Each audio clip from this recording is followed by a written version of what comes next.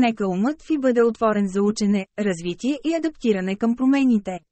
Нека увереността в себе си се основава на автентичност, позволявайки на вътрешната ви светлина да блести ярко. Нека устойчивостта ви укрепва пред лицето на несгодите, превръщайки препятствията във възможности за преодоляване. Нека просперитетът, за който копнеете, да не е егоистичен, а да бъде споделен с хората около вас. Нека успехът да бъде споделен, да умножава радостта и да изгражда просперираща и подкрепяща общност. Нека пътуването към просперитета да се ръководи от етиката и почтеността, изграждайки солидна основа за вашия траен успех.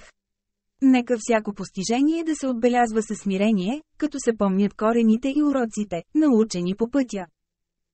В името на Исус нека просперитетът да бъде нещо повече от временно състояние, а начин на живот, вкоренен в автентичност, цел и положителен принос към света. Амин.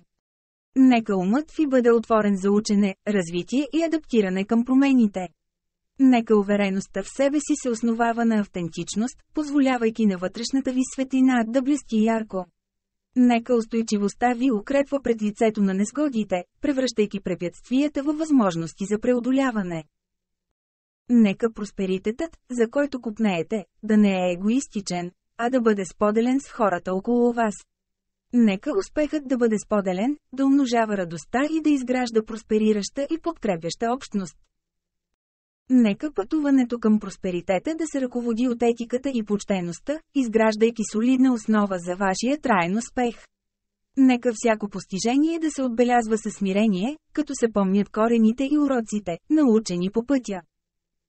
В името на Исус нека просперитетът да бъде нещо повече от временно състояние, а начин на живот, вкоренен в автентичност, цел и положителен принос към света. Амин.